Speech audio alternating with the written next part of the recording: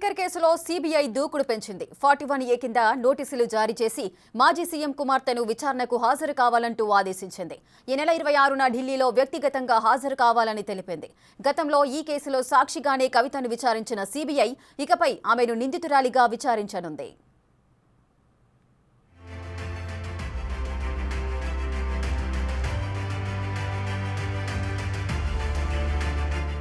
Liquor కేసులో BRS MLC కవితకు ఉచ్చు. ఛార్జ్షీట్లో కవితను నిందితురాలుగా చేర్చిన సీబీఐ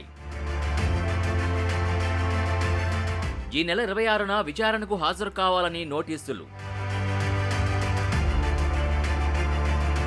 కేసులో అప్రూవర్గా మారిన మాగుంట రాఘవ, అశోక్ కౌశిక్.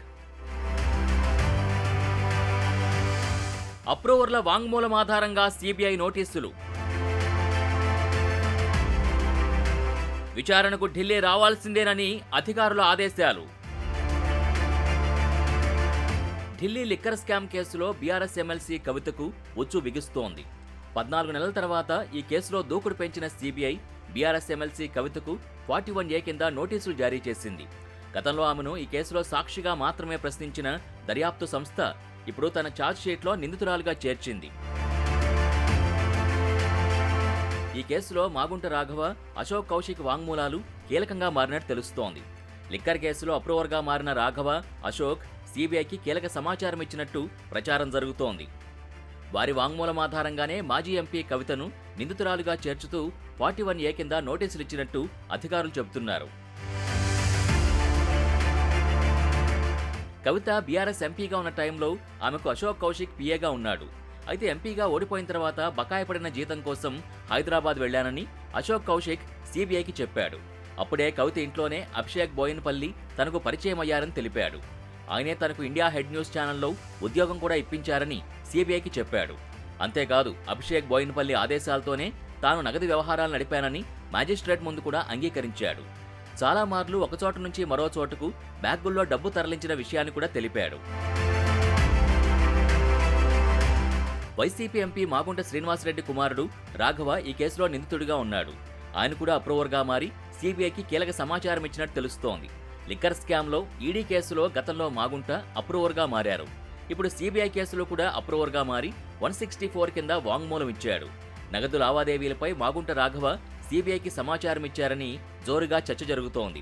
రాఘవ్ ఇచ్చిన సమాచారంతోనే దర్యాప్తులో ముందుకు వెళుతున్నామని సీబీఐ వర్గాలు కూడా చెబుతున్నాయి.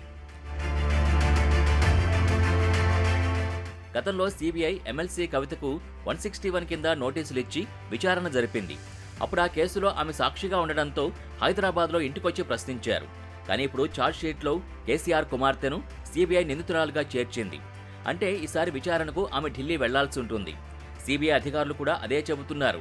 సాక్షుల నుంచి సమాచారం సేకరించడానికి తాము వారి దగ్గరికి వెళ్తాం, కానీ నిందితులు మాత్రం కార్యాలయానికి రావాల్సిందే అని అంటున్నారు.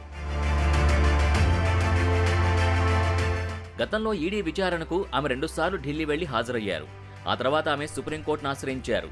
మహిళా ప్రజాప్రతినిధుల ఇంటికి వెళ్లి దర్యాప్తు సంస్థలు విచారించాలని చట్టం చెబుతోందని ఆమె తన పిటిషన్లో వివరించారు. ఈడీ తనపై ఎలాంటి చర్యలు తీసుకోకుండా ఆదేశించాలని ఆమె ధర్మాసనాన్ని కోరారు. కోర్టు ఈ పిటిషన్పై ఈ నెల 28న విచారించనుంది. అయితే ఇంతలోనే సీబీఐ 26న విచారణకు హాజరు కావాలని నోటీసులు జారీ చేసింది. సీబీఐ దూకుడుతో మాజీ ఎంపీ కూడా అలర్ట్ అయినట్టు తెలుస్తోంది. న్యాయ నిపుణులతో చర్చిస్తున్నట్టు సమాచారం. మరి 26న ఆమె విచారణకు హాజరవుతారా లేదా అన్న ఉత్కంఠ నెలకొంది.